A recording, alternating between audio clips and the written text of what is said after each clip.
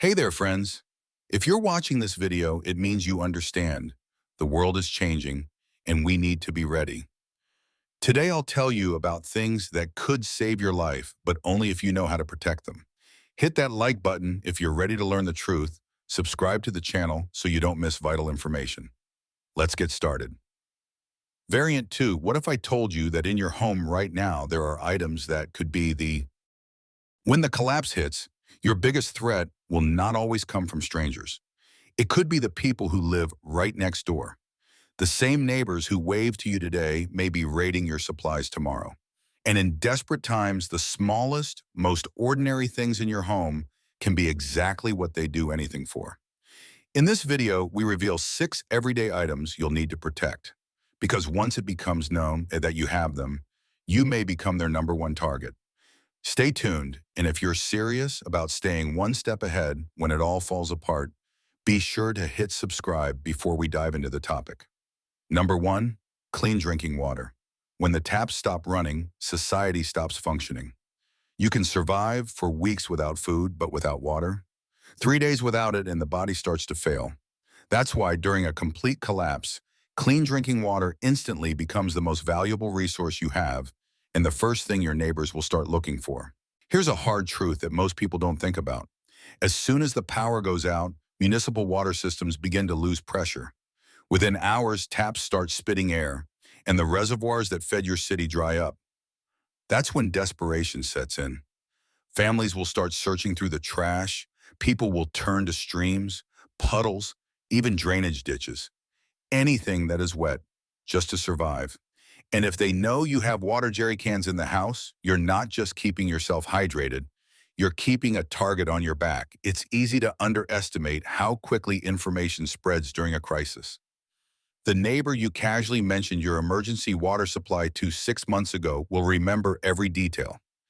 The delivery driver who saw a pile of gallon jerry cans in your garage, he'll remember too. When panic strikes, these memories turn into roadmaps that lead directly to your door. And here's the best part. Water is needed not only for drinking. During a collapse, you'll need it for cooking, washing wounds, mixing medicines, and even basic hygiene. This means that your supplies will run out much faster than you think. The average person needs at least 1 gallon per day, and that's the minimum for survival. A family of 4, you need 28 gallons for just 1 week. Now imagine it trying to hide that kind of supply when desperate eyes are watching. So, how do you protect it?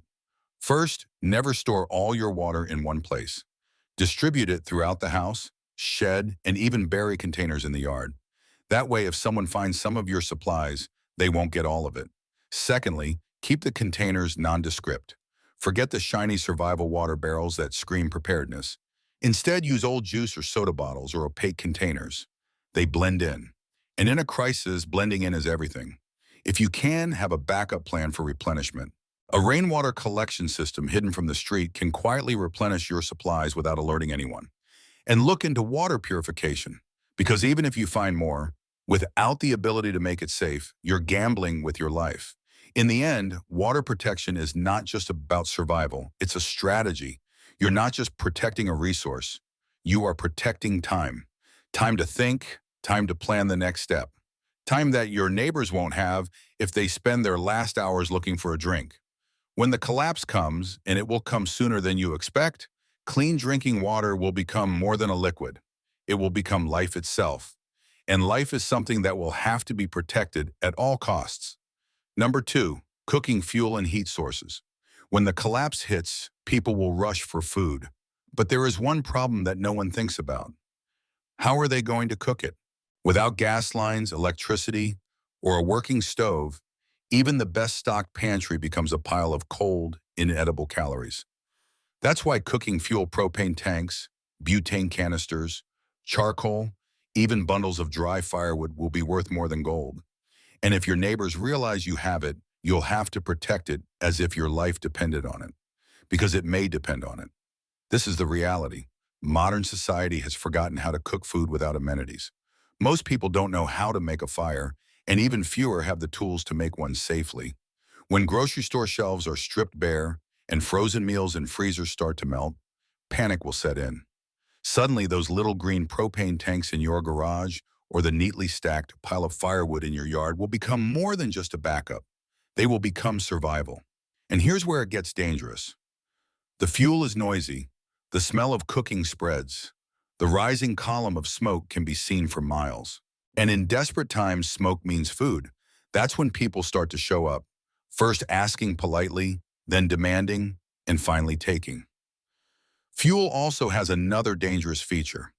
It is portable. Unlike a garden which is rooted to the ground, your stored fuel can be removed in minutes. A couple of propane tanks will fit in a backpack. A bag of charcoal can be thrown over your shoulder. Once it's gone, you can't get it back. To protect it, you need two things: concealment and diversification. Don't keep all your fuel in one easily accessible place. Keep a few cylinders or bags of charcoal where you can get to them quickly, but hide the rest in sheds, under tarps, or even inside large containers labeled with something boring like old clothes or holiday decorations. If you have firewood, don't stack it neatly in an open space like a billboard. Break it into pieces, partly behind the shed, partly in the garage, partly covered with a tarp in the corner of the yard. And here's the overlooked tip. Explore alternative cooking methods now. Solar stoves, rocket stoves, alcohol burners, anything that can cook quietly and without attracting attention is worth its weight in gold. In fact, during a collapse, your cooking method may be just as important as your fuel. A roaring fire is an advertisement. A low-energy, efficient stove is a shield. Think of your cooking fuel as your lifeline. It's not just about hot food. It's about boiling water to make it safe, heating your home in freezing weather, and keeping your morale up in a world that's getting colder, hungrier, and more hopeless every day. Without it, you are in survival mode with a ticking clock. With it, you buy yourself time, energy, and a fighting chance. When things fall apart, fuel is not just something you burn, it's something you protect. And if you don't hide it well, your neighbors may cook your last meal instead of theirs. Number 3, batteries. When the grid goes down, batteries become the beating heart of survival. In a world without electricity, they are the bridge between pitch blackness and light, between silence and the sound of the radio crackling with vital news. And here's the truth. People will not hunt for gold or jewelry. They will hunt for energy. AA, AAA, CD, 9V, and especially rechargeable batteries. They all become instant currency. A flashlight that you take for granted today will become a lifeline tomorrow. And without batteries, it's just a useless tube of metal or plastic. But it's not just about flashlights. Think of all the survival gear that depends on batteries. Emergency radios, headlamps, walkie-talkies, medical equipment like portable oxygen machines, and even certain water purifiers. Now here's the dangerous part. Most people will burn through their supply of batteries in the first week of the crisis. When the lights go out, human instinct kicks in.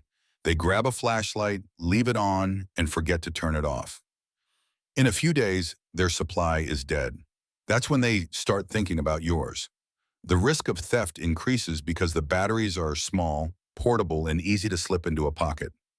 A neighbor who wouldn't think of stealing from you today might sneak a pack of AA batteries out of your house after a collapse, because in their minds, they're not stealing batteries. They are taking away a way to keep their family alive for another night. This is where smart preparation makes all the difference. Don't keep all your batteries in one big box or drawer. Divide them into several hiding places around the house. Use fake containers with a few old dead batteries on top and real ones hidden underneath. Consider sealing long-term supplies in Mylar bags with silica gel pouches to keep them dry and extend their life. Better yet, invest in solar chargers now. During a prolonged collapse, your supply will eventually run out, no matter how large. A solar charger means you can keep certain batteries alive indefinitely, especially AA and AAA rechargeable ones. This ability instantly makes you more self-sufficient and a more valuable trading partner. Here's another often overlooked tip. Stock up on unusual sizes. Everyone thinks of stocking up on AA and OA, but D batteries for large lights, C batteries for older equipment, and 9-volt batteries for smoke detectors or certain radios may become even more in demand because fewer people have them. A single 9-volt battery can be the difference between a neighbor's radio working and complete silence. And don't underestimate the emotional value. In a dark, silent world, light is not just a functional tool, it is psychological armor. A child who can fall asleep with a small, battery-powered nightlight will cry less, panic less, and give their parents a break. A family that can listen to music or news on a battery-powered device will feel less isolated. This boost in morale can be as critical to survival as food or water. In a post-collapse economy, batteries will trade like gold. A pack of AAs can bring you a hot meal, a blanket, or even information you can't find anywhere else. They're light enough to carry in bulk, valuable enough to guard with your life, and rare enough that when your neighbors realize you have them, they won't ask twice. In a collapse, your batteries won't just power devices, they'll power hope. And if you don't hide them, someone else will light up their world, leaving yours in the dark. Number 4, cooking oil. When we talk about survival after a collapse, most people think of canned goods, water filters, or blankets. But there is one household staple that will quietly rise to the top of the barter chain: cooking oil. Whether it's vegetable oil, olive oil, coconut oil, or even that half-used bottle in your pantry right now, this stuff is going to be liquid gold. Why? Because cooking oil is not just for frying eggs. It's essential for making almost any raw food edible. Grains, beans, rice, and vegetables all taste better, are easier to digest, and provide more healthy calories when cooked with fat. Without it, food becomes bland, dry, and difficult to consume, especially for children and the elderly. A collapse will not just exhaust you physically, it will wear you down mentally. Food cooked with oil provides comfort, flavor, and satiety that simple boiled rations cannot, but its value does not stop at cooking. Oil has dozens of survival uses that people don't think about until they are desperate. It can be used to season cast iron cookware, to prevent rust, keep wooden utensils from cracking, and lubricate tools or firearms. In colder climates, it can even be rubbed into exposed skin to reduce the risk of frostbite or protect against chapping. And that's where it gets dangerous. Oil is a consumable. It runs out quickly and is difficult to produce at home without special equipment. You can't just make olive oil in your kitchen without a press and raw olives.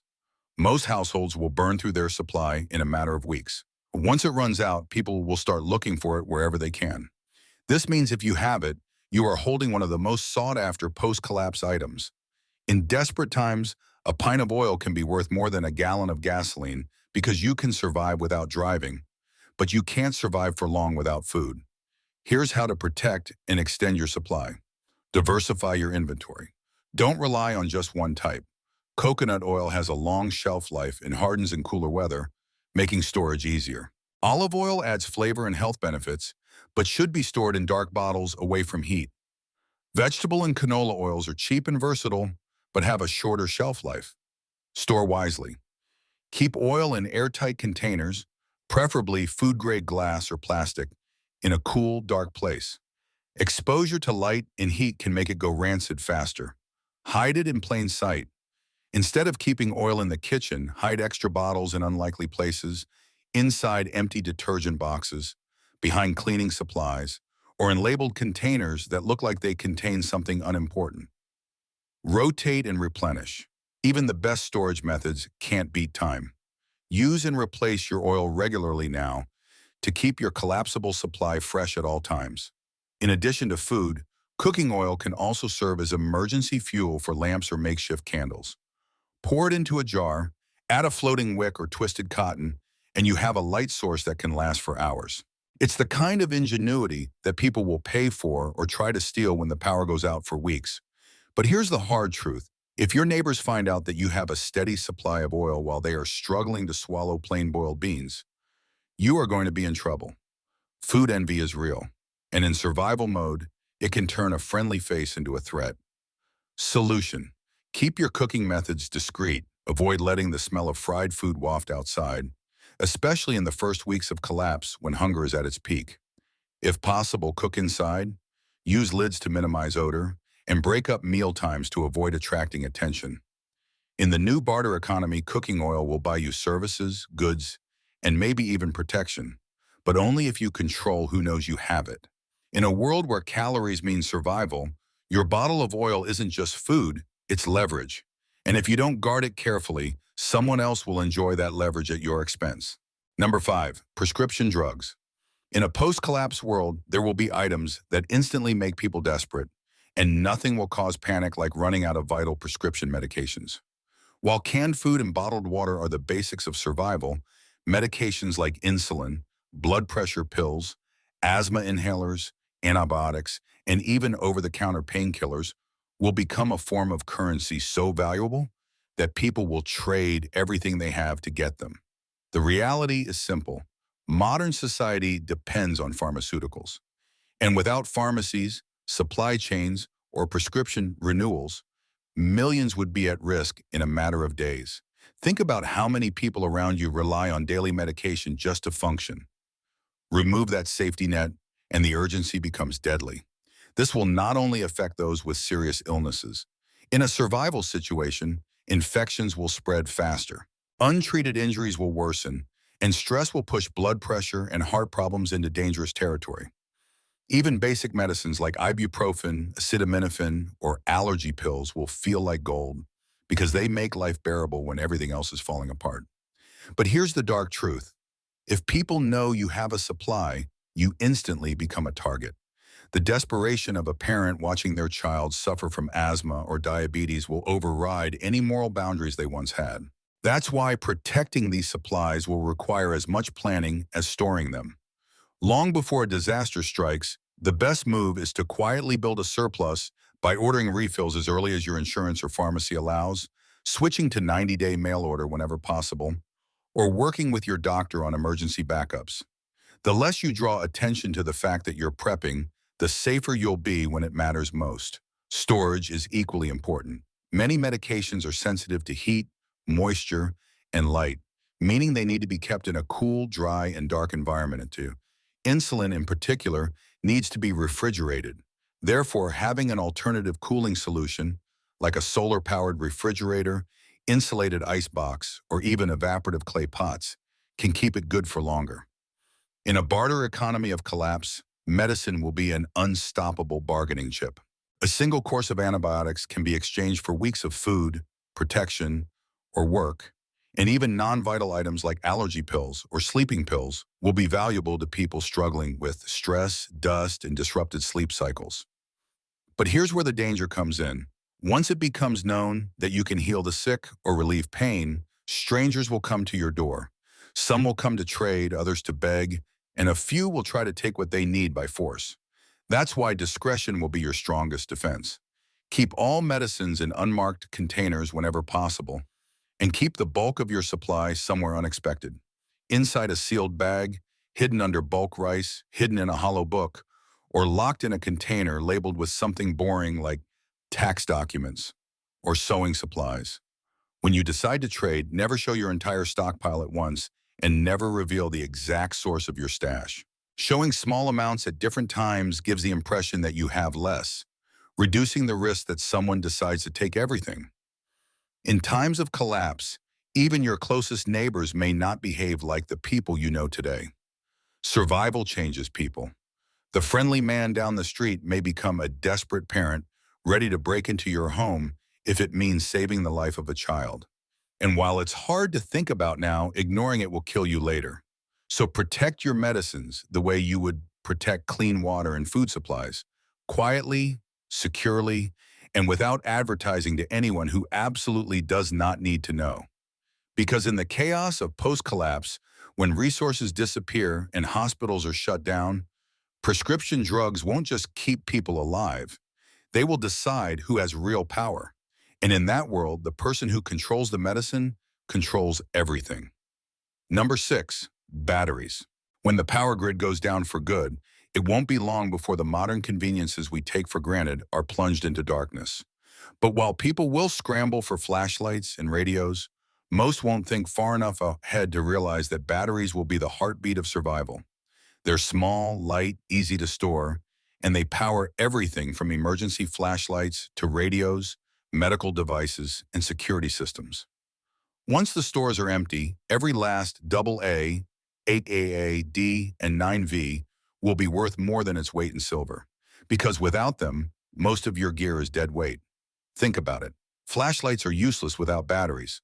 Walkie-talkies are just plastic bricks.